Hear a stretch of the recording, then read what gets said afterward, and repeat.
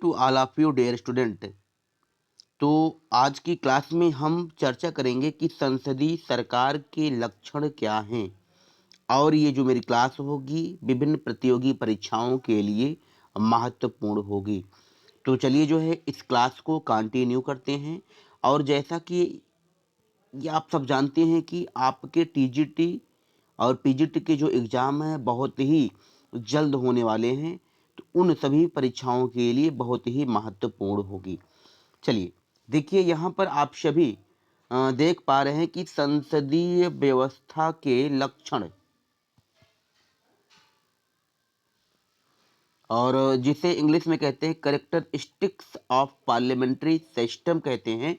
अब यदि संसदीय व्यवस्था के लक्षण की यदि हम बात करते हैं तो उसमें जो पहला लक्षण आता है तो उस पहले लक्षण का नाम है नाममात्र तथा वास्तविक कार्यपालिका।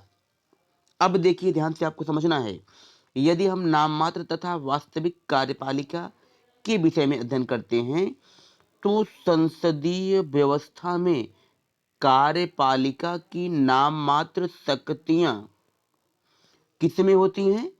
तो नाममात्र की जो शक्तियां होती हैं वह राष्ट्रपति में होती हैं, जबकि वास्तविक शक्तियां प्रधानमंत्री में के नेतृत्व में मंत्रिपरिषद में निहित होती हैं।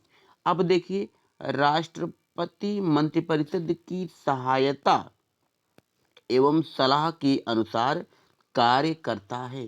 तो इस तरीके से आप सभी ने यहाँ पर क्या देखा कि जो कार्यपालिका होती है तो कार्यपालिका में देखा जाए तो नाममात्र का जो प्रमुख होता है वह राष्ट्रपति होता है और वास्तविक प्रमुख जो होता है प्रधानमंत्री के नेतृत्व वाली मंत्रिपरिषद में होता है। अब देखिए आगे हम बात करते हैं कि भारतीय संविधान का जो है आर्टिकल 53 अनुच्छेद 53 है और अनुच्छेद 53 में और इसके बाद हम चर्चा करते हैं कि आर्टिकल जो 74 है। इन दोनों आर्टिकल में जो है भारत में संसदीय व्यवस्था को स्थापित करते हैं। अनुच्छेद 53 और जो अनुच्छेद 74 को एक साथ पढ़ने पर स्पष्ट होता है कि अब यहाँ से आपको समझना है कि क्या स्पष्ट होता है आर्टिकल 53 और आर्टिकल 74 को पढ़ने से। देखिए यहाँ पे तो संघ की समस्त कार्यपालिका शक्तियां राष्ट्रपति में निहित होती हैं। राष्ट्रपति को सहायता एवं सलाह देने के लिए प्रधानमंत्री के नेतृत्व में एक मंत्रिपरिषद होगी, राष्ट्रपति की सलाह के अनुसार कार्य करेगा। इस तरीके से आपने यहाँ पर देखा कि पहली जो विशेषता निकल के आई तो क्या है नाममात्र तथा वास्तविक कार्यपालिका के विषय में आपने यहाँ पर अध्ययन किया। अब हम दूसरी बात करते हैं कि दूसरा लक्षण क्या है संसदीय व्यवस्था की। तो यहाँ पे दूसरे लक्षण में हम देखते हैं कि क्या है मंत्रिपरिषद। थोड़ा सा मिस्टेक हो रहा है बार बार। हाँ, मंत्रिपरिषद विधायिका के प्रति सामूहिक रूप से उत्तरदायी होती है। ये क्या है, ये दूसरी जो है लक्षण है। अब हम इसके अंतर्गत देखते हैं। देखिए संसदीय व्यवस्था में मंत्रिपरिषद विधायिका के प्रति सामूहिक रूप में उत्तरदायी होती है। यदि विधायिका में मंत्रिपरिषद के किसी एक सदस्य के प्रति भी अविश्वास प्रस्ताव पारित हो जाता है तो पूरी मंत्रिपरिषद को त्यागपत्र देना होता है। तो आपने यहाँ पर क्या देखा कि जो मंत्रिपरिषद होती है यह जो होती है विधायिका के प्रति उत्तरदायी होती है। ये जो है आपने विशेषता को या लक्षण को आपने यहाँ पर देखा। अब हम देखते हैं कि संसदीय व्यवस्था का जो तीसरा लक्षण है तो क्या है। तो यहाँ पर आप सभी देख पा रहे होंगे कि जो तीसरी लक्षण है वह क्या है, वह है बहुमत दल द्वारा मंत्रिपरिषद का गठन। अब इसमें हम पढ़ेंगे कि जो राजनीतिक दल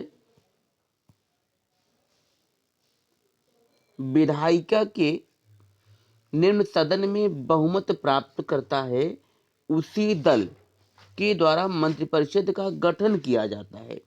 मंत्रिपरिषद का कार्यकाल भी तभी तक रहता है जब तक उसे निम्न सदन में बहुमत प्राप्त है। निम्न सदन का तात्पर्य यहाँ पे क्या हो जाएगा कि लोकसभा में जब तक जो है उसे बहुमत प्राप्त होता है।